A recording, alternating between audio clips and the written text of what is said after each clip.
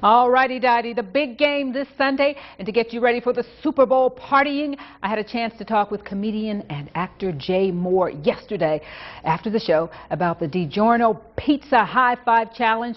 Check this out. See what he had to say. Dee Armstrong in the house. What's happening? Thanks for having me. Thank you. You know, I heard you singing. We have to do a duet and get that CD out at some point. Great voice. Oh, let's stay together. Let's stay together. Hey, I tell you, I got two of those pizzas. We can do this, Dee, me and you. We can do it. We can do it. You're here to tell us how to make the Super Bowl not just any Super Bowl, but a slamming, fantastic Super Bowl. So what do you have to say? Well, I've teamed up with the folks at DiGiorno, and what's great about what I'm about to tell you is there's a really great opportunity to give back, and all you have to do is basically eat or go on your computer. DiGiorno pizzas right now are $5, and you know, right now with the recession, everybody's on a budget. I just think that's fantastic. You can order 2 pies for, you know, $10. You can feed half the neighborhood, and they'll think you're a regular Rockefeller, but they don't know that DiGiorno has this great deal where the pizzas are only $5. Well, also, DiGiorno is trying to break the world record for the world's largest high five. The world record is like 1,700. That's right. So they have people in Pittsburgh, in town in Pittsburgh, and people in Green Bay are going into Lambeau Field, and they're going to smash that record. And if you go on the DiGiorno Facebook page, this is the great part for me. If you click on the link, you can virtually high-five someone. And if you click on the high-five, DiGiorno will give $5 in your name to Feeding America. And that was important to me, getting together with DiGiorno, because that's a charity that I've always held very close to my heart. And not just because I'm doing this interview, but do you know I have 2 of those pizzas waiting to be thawed out in my refrigerator right now. What are the tips? Because they're great. How is this going to be better? It's not delivery, it's DiGiorno. DiGiorno, right. How is this going to be better, this year's Super Bowl? I'm looking at this. It says, ask this man about his top 5 big game party do's and don'ts. Top 5. Do I have to give you, okay, top 5. It's going to be hard to top U2 in New Orleans at that halftime show. So that's the top of all time. Okay.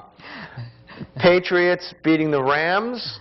That's going to be tough to beat. But also I've had some great times, like when I took $20 off my wife 2 years ago. Oh, my goodness. And then last year when I took $20 off my wife at the Super Bowl. So, and what's funny is I let her pick first because I don't really care who wins or loses. Once you get to the big game, it's just a big party. Don't let kids near your big screen TV because they wind up licking it at some point.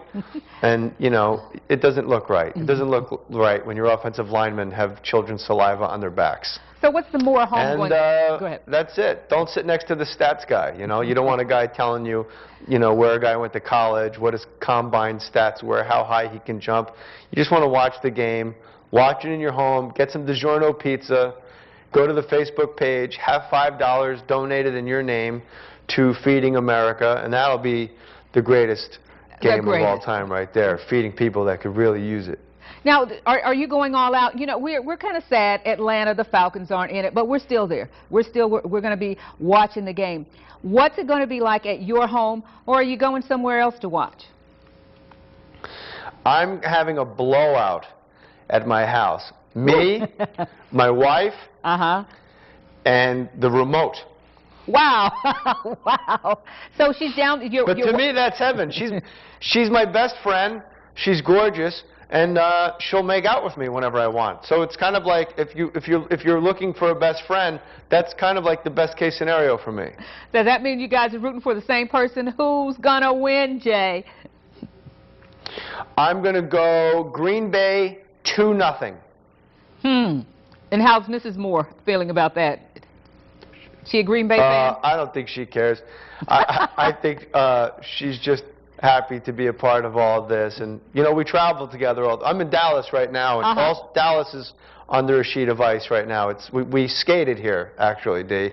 We put our skates on from the hotel and came to the studio. And my bride is with me. We always travel together. We can't stand to be apart. You know, in 6 years, we've been apart 48 hours. That's wow. Good. Awesome. And that, you know, that's saying something, particularly in Hollywood. And speaking of Hollywood, let's look at your career. I think everybody in America at some point has been a Saturday Night Live fan. It's been around that long. Tell us about your stint there. What is the most, the craziest thing you remember about that time at Saturday Night Live?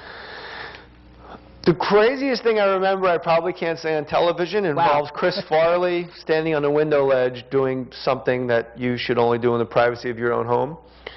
But I wrote a book called Gasping for Airtime.